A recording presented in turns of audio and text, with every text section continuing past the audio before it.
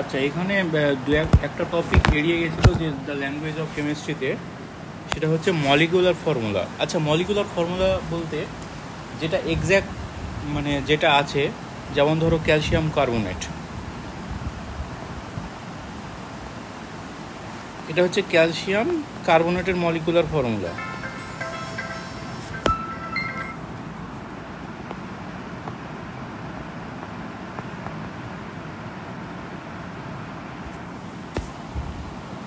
আচ্ছা, যেমন ধরো গ্লুকোজ, এর মলিকুলার ফর্মুলা হচ্ছে C6H12O6, hydrogen peroxide.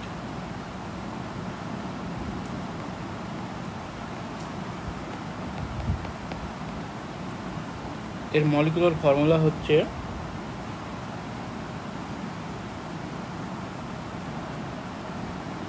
Hydrogen পারঅক্সাইডের molecular formula হচ্ছে H2O2। এটা মানে মলিকুলার ফর্মুলা মানে যেটা এক্স্যাক্ট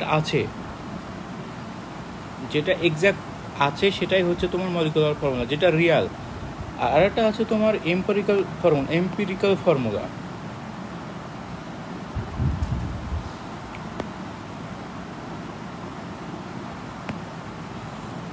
যেটা আমি লিখছি এম্পিরিক্যাল ফর্মুলা।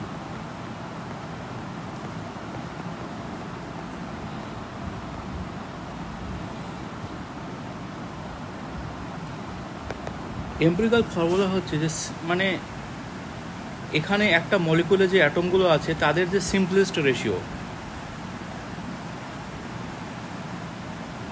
মানে কি simplest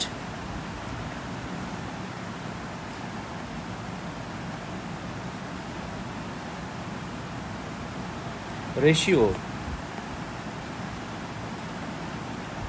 of atoms in a molecule।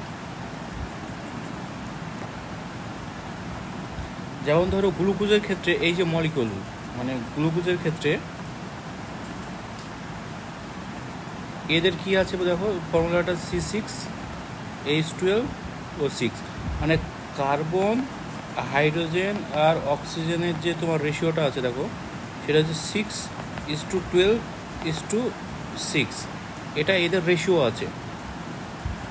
তাহলে এদের সিম্পলেস্ট রেশিও কি হবে, জাস্ট মানে করে দাও, মানে কমন টার্মটাকে এলিমিনেট করে দাও, সেটা হচ্ছে 1। মানে এটা কিভাবে বার করে, আচ্ছা তোমাদের একটু বলি। এখান থেকে দেখো 6 কমন, যেটা কমন পাবে সেটা বাদ দিয়ে দাও। হ্যাঁ, সেটা হচ্ছে যে 6, এটা 6x2 লেখা যায়। এটা তো 6, মানে যেটা 6 আছে সেটা 1x6, তাই না? তাহলে এখান থেকে 6 দেখো কমন আছে, ওটা মানে বাদ দিয়ে করে দাও। তাহলে 1, মানে এটা যদি বাদ চলে যায় তাহলে 1:2:1। এটা হচ্ছে তোমার সিম্পলেস্ট রেশিও।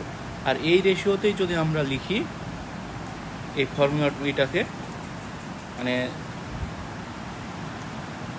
C6H12O6, এটাকে যদি আমরা এই রেশিওতে লিখি, মানে সির জায়গায় 1, এইচের জায়গায় 2 আর অক্সিজেনের জায়গায় 1, তাহলে এটা হয়ে গেল এম্পিরিক্যাল ফর্মুলা।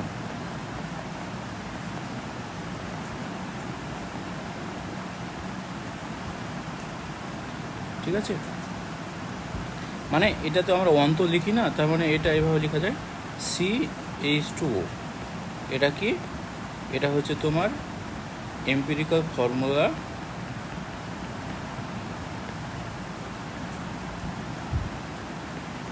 Of glucose.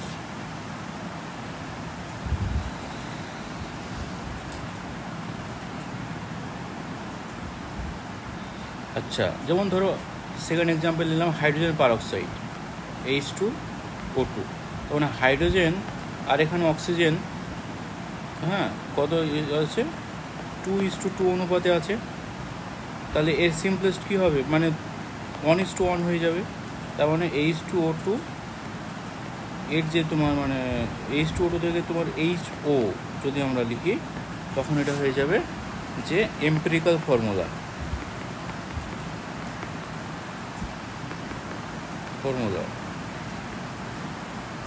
হ্যাঁ, এম্পিরিক্যাল ফর্মুলা অফ এটা হচ্ছে তোমার H2O2। আচ্ছা, এবার আমি একটা তোমাকে কোশ্চেন দিচ্ছি, সেটা হচ্ছে ধরো সাপোজ একটা মানে মলিকিউল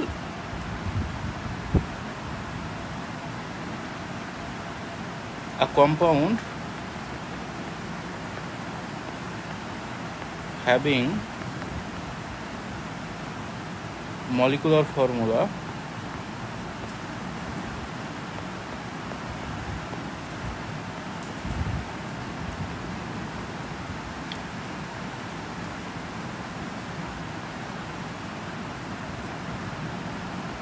A4B12।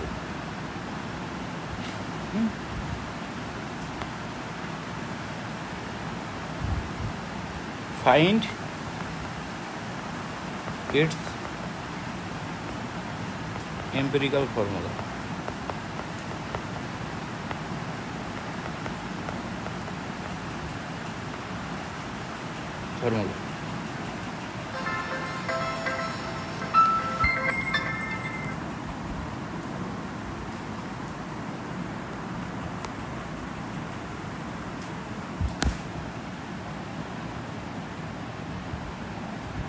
ওকে, তাহলে এটা করবে, এটা তোমার হোমওয়ার্ক। আর তাহলে এইটার একটা রিডিং দিয়ে দিই, তাহলে এটা দেখে নাও তোমার যেটা টেক্সট বই যেটা আছে, যে এটা যেটা বললাম সিম্পলেস্ট ফর্মুলা, সিম্পলেস্ট রেশিও। হ্যাঁ, এটা সিম্পলেস্ট ফর্মুলা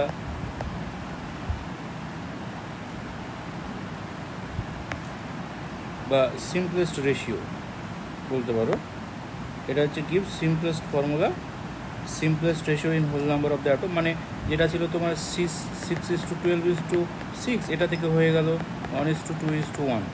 এটা যেমন ধরো H2O2-র ক্ষেত্রে এটা এর এম্পিরিক্যাল ফর্মুলা হয়ে যাচ্ছে, 1:1, মানে এইচও হয়ে যাচ্ছে।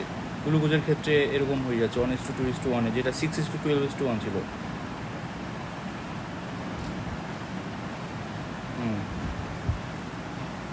তাহলে আশা করি মানে ল্যাঙ্গুয়েজ অফ দ্য কেমিস্ট্রি যে প্রথম চ্যাপ্টারটা মোটামুটি শেষ।